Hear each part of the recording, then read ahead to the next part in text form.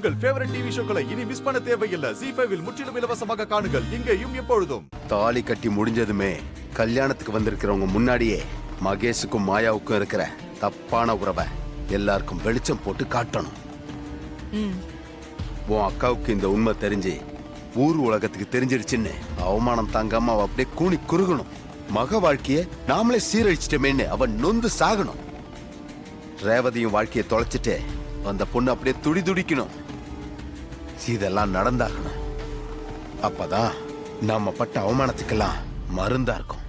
ஆமாங்க, அக்காவா இருந்தாலும் அவளால நான் பட்ட வலியும் வேதனையும் ரொம்ப அதிகம்.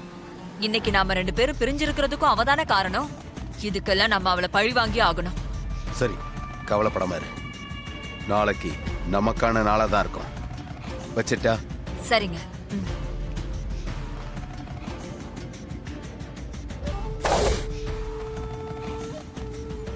மாப்பிள்ள, அதோ இதோட இந்த கல்யாணம் மண்டபம் வரைக்கும் வந்துருச்சு. இனிமேல நம்ம பொறுமையா இருந்தோம் ரேவதி வாழ்க்கை கட்டுறோம். நம்ம ஏதாவது பண்ணியாகணும் மாப்பிள்ள. ஆமாப்பா, நாம கொஞ்சம் அசந்தோம் அந்த பொறுக்கி பைய மகேஷ் ரேவதி கழுத்துல தாலி கட்டிடுவான். அது மட்டும் நடக்க கூடாதுப்பா, பாத்துக்க. என்ன பேசுறீங்க நீங்க? நம்ம இருக்கும்போது அந்த பிள்ளை நடக்குமா? நாம 3 பேர் இருக்கும் போதே நமக்கு உண்மை தெரிஞ்ச பிறகு கூட இதோ மண்டபம் வரைக்கும் இந்த கல்யாணம் ப்ரொசீட் ஆகி வந்துருச்சே. 90% வரைக்கும் நம்ம வேடிக்கை தான் பாத்துக்கிட்டு இருக்கோம். நாம அசால்ட்டா இருந்தோம்னா மீது 10% நடந்து கல்யாணமும் முடிஞ்சு அந்த மகேஷ் ரேவதிக்கு புருஷன் ஆயிடுவான், எனக்கு சகலையாவும் ஆயிடுவான். பாத்துக்கோங்க. ஏங்க, நம்ம தானங்க விட்டு பிடிச்சிட்டு இருக்கோம். கொஞ்சம் புலமாம இருங்க. எப்பா, இப்ப எனக்கு ஒரு பெரிய கவலை இருக்கு. அதை உங்ககிட்ட சொல்லட்டுமா? சொல்லுங்க. சொன்னா தப்பா எடுத்துக்க மாட்டியே? அடடா மாப்பிள்ள, ஜப்பு மாதிரி இழுக்காதீங்க, விஷயத்த சொல்லி தொலைங்க. அந்த பொறுக்கி மகேஷ் சப்போஸ் ஏதோ ஒரு சான்ஸ்ல எனக்கு சகலை ஆயிட்டான்னு வையே, அந்த கேளுகட்ட மாயாவை நான் என்ன உறவு சொல்லி கூப்பிடுறதுன்னு எனக்கு தெரியலையே. கொஞ்சம் சொல்லுங்களேன். மாப்பிள்ள, அதுக்கெல்லாம் அவசியமே இல்ல. அவ்வளவு ரோசம் உங்களுக்கு இருந்தா பேசாம காவியை கட்டிட்டு காசிக்கு போயிடுங்க. அப்போ உங்க பொண்ணோட வாழ்க்கை? ஐயோ, எனக்கு வர்ற ஆத்திரத்துக்கு கையில கட்டை எடுத்து மண்டையில போட்டுருமா அப்படியே. எவ்வளவு பெரிய பிரச்சனை போயிட்டு இருக்கு, அதை விட்டு என்ன பேசிட்டு இருக்கீங்க? ஏங்க, சில சமயம் நீங்க சரியா பேசுறீங்க, சில சமயம் என்னென்னமோ பேசுறீங்க. நீங்க சொல்ல வந்தது கொஞ்சம் கரெக்டா சொல்லுங்களேன். சரிப்பா, இப்ப இந்த கல்யாணம் நடந்துட்டா என்ன செய்யறதுங்கிறதா என்னுடைய பயமே. நான் இந்த கல்யாணத்தை நடக்க விட மாட்டேங்க. அந்த நம்பிக்கை எனக்கு இருக்கு மாப்பிள்ள. அடுத்து என்ன பிளான் வச்சிருக்கீங்க, அதை சொல்லுங்க. அத்தையோட ஃப்ரெண்டு மல்லிகா டாக்டர் இருக்காங்களா, அவங்களுக்கு இவங்களை பத்தின எல்லா விஷயமும் தெரியும். அவங்களுக்கு இப்போ கண் பார்வை சரியா இருக்கணும். அவங்களை எப்படியாவது மண்டபத்துக்கு கூட்டிட்டு வந்து ரேவதி கிட்ட மாயா மகேஷ் பத்தின உண்மையை சொல்ல வச்சாலே போதும்.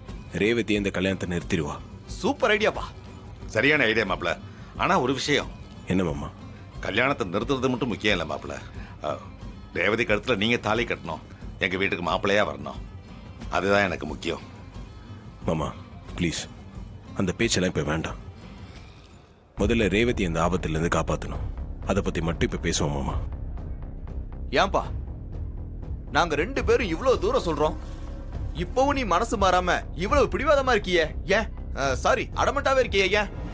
ஏங்க, ரேவதியை கல்யாணம் பண்ற விஷயத்த பாட்டி தான் ஆரம்பிச்சாங்க. இப்ப நீங்களும் அதை பிடிச்சிக்கிட்டீங்களா? கொஞ்ச நேரம் அதை பத்தி பேசாம இருங்களேன். சரி மாப்பிள்ள, டென்ஷன் ஆகாதீங்க. நீங்க சொல்றபடியே முதல்ல ரேவதி கல்யாணத்தை நிறுத்துறத பாப்போம், மத்ததெல்லாம் அப்புறம் பார்த்துப்போம். முதல்ல அந்த டாக்டர் போன் பண்ணி இங்க வரவழைக்க பாருங்க. ஓகேமா.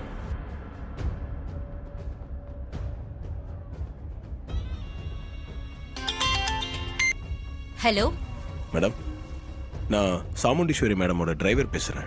சொல்லுப்பா, என்ன விஷயம்? உங்களோட கண்ணு கட்டு பிரிச்சுட்டாங்களா மேடம்?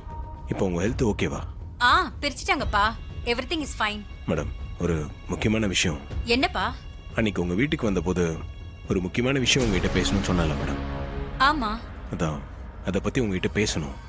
நீங்க சரின்னு சொன்னீங்கன்னா நான் வேணா வீட்டுக்கே வந்துருவா மேடம். இப்ப நீங்க எங்க இருக்கீங்க? நான் இங்க கல்யாண மண்டபத்தில் இருக்கேன் மேடம். நானும் இன்னும் கொஞ்ச நேரத்துல மண்டபத்துக்கு தான் வரேன். அங்க வச்சு பேசிக்கலாம். சரிங்க மேடம், நீங்க வாங்க, நான் வெயிட் பண்றேன். மாப்பிள்ள, டாக்டர் என்ன சொன்னாங்க?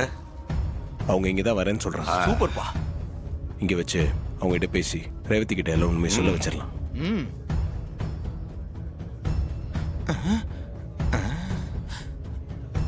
மாமா, டாக்டர் வந்து சொன்னதுமே இந்த கல்யாணம் கன்ஃபார்மா நின்னுடும்.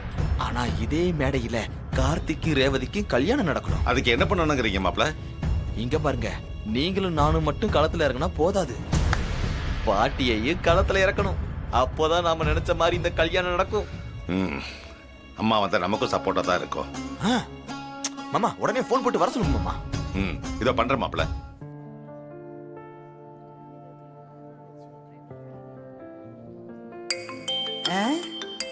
ராஜராஜன், ராஜராஜா சொல்லியா? அம்மா அங்க என்ன பண்ணிட்டு இருக்கீங்க?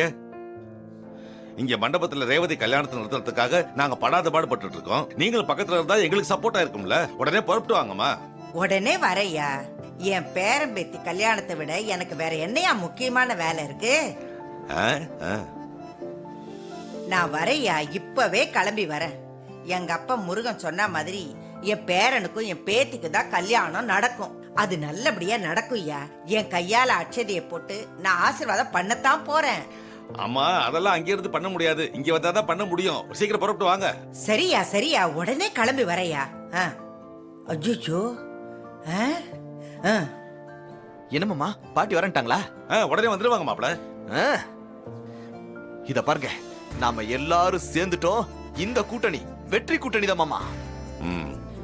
கார்த்தி ரேவதி கல்யாணத்தை வெற்றிகரமா நடத்தி முடிப்போம் மாமா. கண்டிப்பா முடிப்போம். வாங்க வாங்க.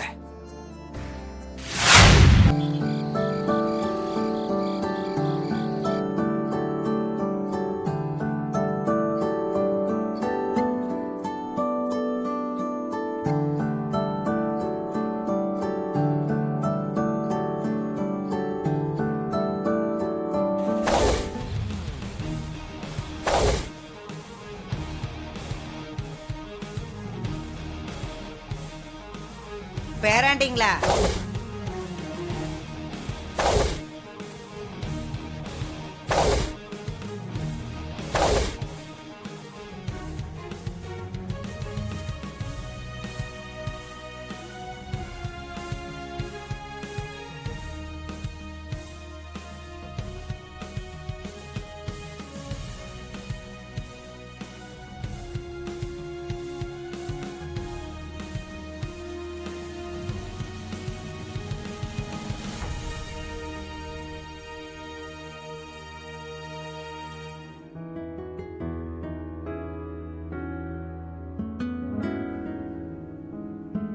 ரேவதி,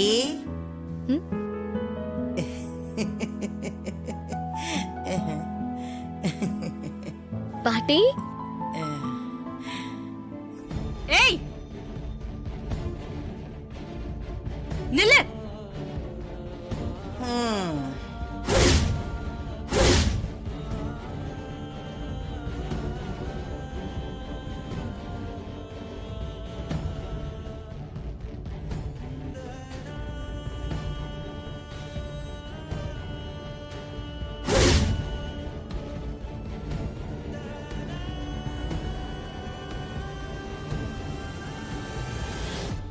ஜீ5 ஆப்பை டவுன்லோட் செய்து அனைத்து எபிசோடுகளையும் இலவசமாக பாருங்க.